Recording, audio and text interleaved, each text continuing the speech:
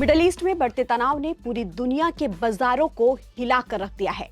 America और Israel की ओर से ईरान पर किए गए हमलों के बाद अंतर्राष्ट्रीय बाजार से लेकर भारत के सराफा बाजारों तक सोने चांदी की कीमतों में आग लग गई है। एमसीएक्स पर शुरुआती कारोबार में सोना 5,000 रुपए महंगा हो गया है, जबकि चांदी की कीमत में 10,000 रुपए से ज्यादा का उछाल देखा गया है।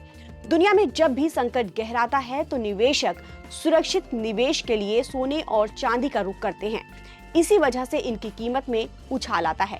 ऐसे में लोगों के मन में ये सवाल है कि क्या इस युद्ध की आग में सोना चांदी एक बार फिर हाई रिकॉर्ड तक पहुंचेगा। और इस वीडियो में ये भी जानेंगे कि आज की बढ़त के बाद सोना और चांदी का भाव कहां पहुंचा है। एमसीएक्स यानी मल्टी कमोडिटी एक्सचेंज पर आज सोने और चांदी की कीमतों में रिकॉर्ड तेजी देखी गई है।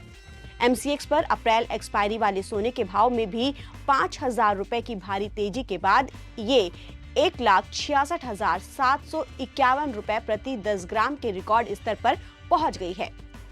2 अप्रैल की डिलीवरी वाला सोना एमसीएक्स पर पिछले सत्र में 1,62,104 रुपए प्रति 10 ग्राम के भाव पर बंद हुआ था।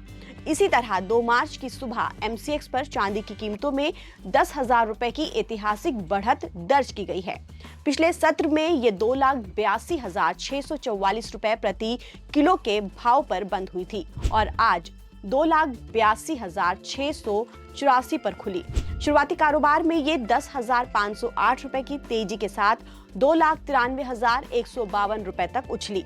सुबह 9:45 तक ये 8,672 रुपए यानी कि करीब 3.07% तेजी के साथ 2,91,316 रुपए पर ट्रेड कर रही थी।